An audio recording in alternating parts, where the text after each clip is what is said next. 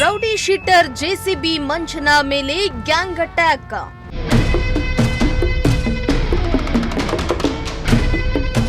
Bar ಪಕ್ಕದಲ್ಲಿ ಮಾತನಾಡ್ತಾ ಇದ್ದ ವೇಳೆ ಏಕಾಏಕಿ ದಾಳಿ.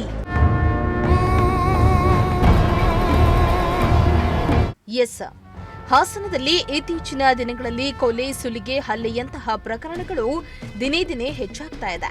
ಇತ್ತ ಪುಡಿ ರೌಡಿಗಳು ಹುಟ್ಕೊಂಡು ಜಿಲ್ಲೆಯ ಶಾಂತಿಯನ್ನ ಕದಡ್ತಿದ್ದಾರೆ. ಕ್ರೈಮ್ ರೇಟ್ ತಡೆಗಟ್ಟಲು ಪೊಲೀಸರು ಎಷ್ಟೇ ಕ್ರಮ ಕೈಗೊಂಡ್ರೂ ಇಂದಿಗೂ ಈ ಕ್ರೈಮ್ ರೇಟ್ ಕಡಿಮೆಯಾಗ್ತಾ ಇಲ್ಲ.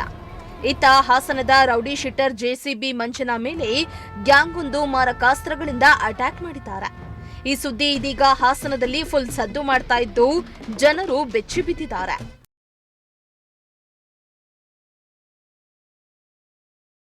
ಹೌದು, ಹಾಸನ ನಗರದ ರಿಂಗ್ ರಸ್ತೆಯಲ್ಲಿ ಘಟನೆ ನಡೆದಿದ್ದು, ರೌಡಿ ಶೀಟರ್ ಜೆಸಿಬಿ ಮಂಜನ ಮೇಲೆ ಗ್ಯಾಂಗ್ ಒಂದು ಅಟ್ಯಾಕ್ ಮಾಡಿದೆ.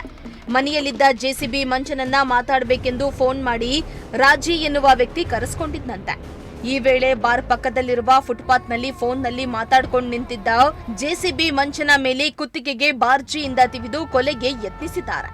ಕೂದಲೆಳೆ ಅಂತರದಲ್ಲಿ ರೌಡಿ ಶೀಟರ್ ಜೆಸಿಬಿ ಮಂಜ ಪಾರಾಗಿದ್ದಾನೆ. ಇನ್ನು ಜೆಸಿಬಿ ಮಂಜನ ಮೇಲೆ 20ಕ್ಕೂ ಹೆಚ್ಚು ಪುಡಿ ರೌಡಿಗಳಿಂದ ಗ್ಯಾಂಗ್ ಅಟ್ಯಾಕ್ ಮಾಡಿದೆ.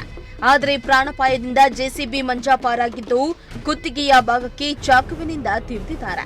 ಇನ್ನು ಜೆಸಿಬಿ ಮಂಜನಿಗೆ ಆಸ್ಪತ್ರೆಯಲ್ಲಿ ಚಿಕಿತ್ಸೆ ಕೊಡಿಸ್ತಾ ಇದ್ದು, ಹಾಸನ ಬಡಾವಣೆಯ ಪೊಲೀಸರು ಸ್ಥಳಕ್ಕೆ ಭೇಟಿಯನ್ನ ನೀಡಿ ಪರಿಶೀಲನೆಯನ್ನ ನಡೆಸಿ ಪ್ರಕರಣವನ್ನ ದಾಖಲಿಸಿಕೊಂಡಿದ್ದಾರೆ.